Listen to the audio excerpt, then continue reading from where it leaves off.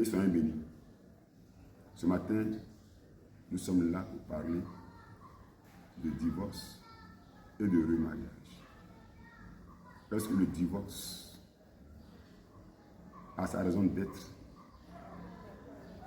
dans un couple chrétien. Est-ce un chrétien peut divorcer avec son conjoint et se remarier à une autre personne? Voici la réflexion qui va nous occuper ce matin. À la lumière de la Bible, notons qu'il n'est pas souhaitable à un couple chrétien de divorcer. Puisque lors de l'office du mariage, les vœux disent: je m'engage à t'être fidèle, à te chérir, à te supporter dans les bons comme dans les mauvais jours, jusqu'à ce que la mort nous sépare. Donc, c'est la mort qui peut provoquer le remariage. Le divorce n'est pas souhaité et n'est pas souhaitable. Est-ce à dire que le mariage chrétien exclut le remariage, exclut donc le divorce? Il y aura plusieurs cas de figure. 1. Le divorce peut être autorisé par l'infidélité, par l'adultère. Quiconque, dit le Seigneur, répudie son épouse, sauf pour cause d'infidélité, et en épouse une autre, commet un adultère. Autrement dit, l'infidélité est un prétexte nécessaire, mais non suffisant, du divorce. Donc, un couple peut se séparer ou divorcer si un des conjoints a été convaincu d'adultère et si le partenaire ne veut pas pardonner à son conjoint. Pour que ce soit clair, l'infidélité peut provoquer le divorce. Et ici, dans le couple, la personne qui a commis l'adultère n'a plus droit au remariage. Qu'est-ce que ça dit? Si l'homme surprend sa femme dans l'adultère et que l'homme demande le divorce, et si le divorce est prononcé, l'homme qui a été cocufié, lui, il peut se remarier. Mais la femme qui a été convaincue d'adultère n'a plus droit à se remarier. Quiconque l'épouse commet aussi un adultère.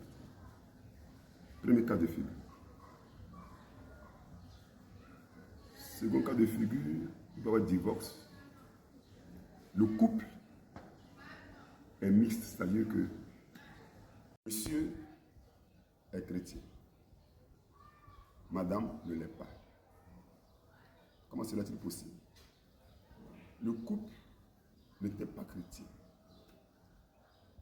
Et un membre du couple a été évangélisé, s'est donné au Seigneur. Monsieur s'est donné au Seigneur, un exemple. Il est devenu chrétien. L'épouse avec qui il vit depuis longtemps dans le monde, il ne peut pas la répudier au nom de sa foi. Il la garde. Mais cette épouse qui n'a pas donné sa vie au Seigneur, qui n'est pas chrétien, si elle juge inutile de vivre à un nouveau converti, elle peut demander le divorce. Dans ces conditions, le frère est libre, n'est plus lié par le mariage. Il peut se marier, mais dans le Seigneur. Je reprends. Un couple vient à l'église. Monsieur lui s'est converti. La femme, retour, elle ne s'est pas convertie. Elle n'est pas chrétienne. Ils se sont mariés dans le monde en dehors de Jésus. Aujourd'hui, monsieur est devenu chrétien. La femme décide de quitter ce foyer parce qu'elle ne supporte pas la foi du frère. Le frère chrétien est libre. Ne plus lié ici par le mariage, il peut se remarier. Mais dans le Seigneur. Troisième cas de figure. Le couple chrétien décide volontairement de se séparer, de ne plus se marier. Pour des raisons personnelles. Ils sont libres de se séparer. À la seule condition que personne des deux ne se remarie. Les deux sont chrétiens. Ils s'asseyent et dans commun accord, ils trouvent de plus vivre ensemble. De plus vivre ensemble pour des raisons quelconques. Ils divorcent, c'est le droit. Mais ils ne peuvent plus se remarier. Ils doivent demeurer célibataires jusqu'à leur mort. Alors, ce matin, nous devons comprendre que le divorce répond à certains critères. Donc, tous ceux qui ont divorcé, qui sont séparés, sans cause d'infidélité, ils sont remariés, tombent sur le coup de l'adultère. Un frère en Christ ou une sœur en Christ qui quitte son foyer, qui laisse son mari, la femme qui laisse son mari, le monsieur qui laisse sa femme, ils ne sont pas entendus, ils sont séparés. Ils sont mariés légalement.